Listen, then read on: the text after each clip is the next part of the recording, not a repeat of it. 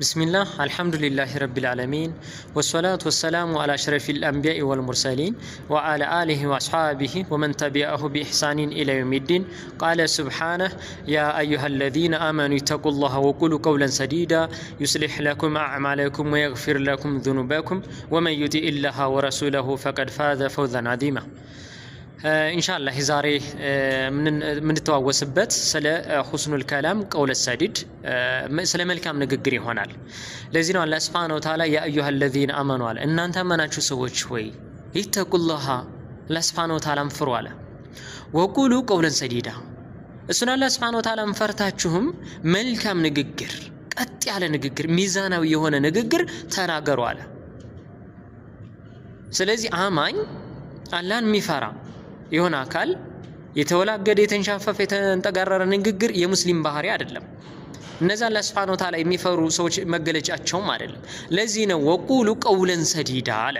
ትክክል የሆነው ንግግር ቀጥ ያለው ንግግር ተናገሩ። ለምን ሲባል ይስሊህ ለኩም አዕማለኩም አለ። አላህ Subhanahu Wa Ta'ala ስራችሁን እንዲያሳምርላችሁ ወይግፊር ለኩም ذنوبكم ወንጀላችሁንም እንዲያብስላችሁ ወንጀላችሁን እንዲምር አለ።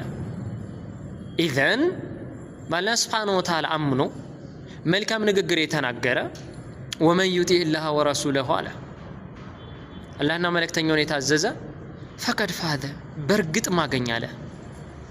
ምንድን ፈውዘን አዚማ ትልቅ የሆነ እድልን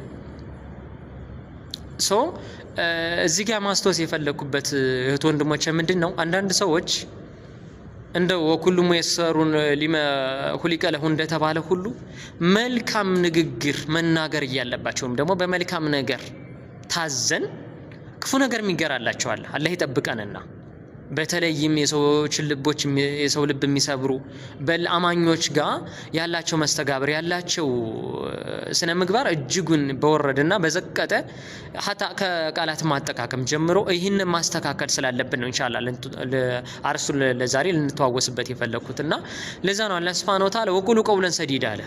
መልካም የሆነ ንግግርን ተናገሩ ቀጥ ያለ ንግግርን አለ። ግልጽ ነው። ይሄ መልካም ንግግር መናገር ምንድነው? ሐታ ለዛ ለፊርዓውን እንኳን ለአነቱላህ አለይሂ ሙሳ አለይሂ ሰላምን ምንድነው ያላቸው አላህ Subhanahu Wa Ta'ala ወቁል አለሁ ቀውለን ለይና ለዛ ባይሆንና መልካም የሆነ ንግግርን ተናገረው። ለምን ሲባል ሊመራም ይችላል በዛ መልካም ንግግር አው ደግሞ አላህ Subhanahu Wa Ta'ala ሊፈራ ይችላል። ለዛ ነው ወቁሉ ሊናሲ ሁስና ለሰዎች መልካም ንግግርን ተናገሩ አለ አላህ Subhanahu Wa Ta'ala። ከሰዎች ጋር ያለን መስተጋብር ወኹሱሰን ካማኞች ጋር ምንድነው ወኻሊቅናስ ቢኹሊቅን ሐሰን ነው። ሰዎችን በመልካም አኗኗር በመልካም ስነ ምግባር በመልካም ንግግር ልንኗኗራቸው ግድ ይላል። ኦኬ ይህን ከኛ ከጠፋስ ነቢያችን አለይሂ ሰላቱ ወሰላም ምን አሉ? መን ካነ ዩሚኑ ቢላሂ ወልየውሚል አኺር ፈልየቁል ኸይረን አሉ። ፈልየቁል ኸይረን አው ሊየስሙት ባላህና በመጨረሻው ቀን ያመነ ሰው መልካም ንግግር ይናገር። መልካም ንግግር መናገር ከጠፋበት ደግሞ መልካምነት ከጠፋበት አው ሊየስሙት ዝም ይበል። ዝምታ ራሱ መልካምነት ነው። መጥፎ ከመናገር ዝም ማለት መታቀብ ራሱ ይሄ አንድ መልካምነት ነው። ኢዘን እህት ወንድሞቼ ኡስታዞች ጋር ልብ የሚሰብር እህቶች ጋር ልብ የሚሰብር ወንድሞች ጋር ልብ የሚሰብር አለ። በል ሐታ ለካፊሮች እንኳን መልካም ንግግር እንድንናገር ነው እንግዲህ አላህ Subhanahu Wa Ta'ala ወቁል አለሁ ቀውለን ለይና ሲል ለሙሳ ፊርዓውን አምነው አይደለም ለአላህ ይذكرው ይክሻ ሊመለስ ወይም ደግሞ ሊያስተነትን ወይም ደግሞ አላህ Subhanahu Wa Ta'ala ሊፈራ ይችላልና እንደ ሰበብያ ነው። ስለዚህ ጥንቃቄ እናድርግ። አማኝ ብሎ ማለት እኮ መን ሰሊመል ሙስሊሙና ሚን ሊሳኒ ወየዲሂ ኢላ አኺሪል ሐዲስ አው ከማ ቃል አለይሂ ሰላቱ ወሰላም ሙስሊም የሆነ ሰው ንግግሩም ሰላም ነው እጅግሩም ለሙስሊሞች ሰላም ነው። ሙስሊሞችም ከሱ ሰላም የሆኑለት ነው ሙስሊም ያሰኘው። ኢዘን በመላሳችን ይሄ ጦረኛን በቃ እንደከስት የሚወረወር ንግግር ሰዎችን እንዳይነሱ አድርጎ ልባቸውን ይሰብራል፣ በላጥንትም ይሰብራል። ወላሂ እንደ ክፉ ንግግር ሰዎችን የሚጎዳቸው የለም። የሆነ አእምሮ ላይ የማይፋቃ አሻራ ይጥላል። እንደ ካርድ ፍቀን አንጥለውም። ኢዘን ከመናገራችን በፊት ቆም ብለን ማሰብ መቻል አለብን።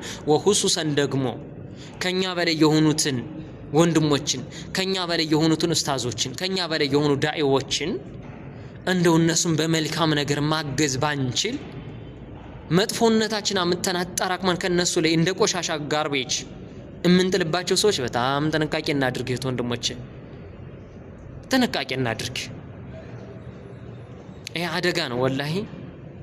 ለዛ እኮ ነው ማይልፊዝ ሚን ቀውሊን ኢላ ለደሂ ረቂቡን አቲድ ይላል አላህ ሱብሓነሁ ወተዓላ። ከንግግርም ከምንም በእያንዳንዱ ነገር ተቆጣጣሪ አለብን። ኢላ ለደሂ ረቂቡን አቲድ አለ። ምንናገረው የሚሆን ምንሰራው ነገር የተደበቀ ነገር አይደለም። ላ ዩጋዲሩ ሰጊረተን ወላ ከቢረተን ኢላ አኽሷሃ። ኢዘን በመልካም ንግግር እንታነጽ። የእስልምና መገለጫ ነው፣ የሙስሊሞች መገለጫ ነው። የሙስሊሞች መልካም ስነ ምግባር ወይም ደግሞ መልካም ንግግር መገለጫቸው መለያ ባህሪያቸው ነው። ኢዘን ጥንቃቄ እናድርግ ለማለት ያክል ነው።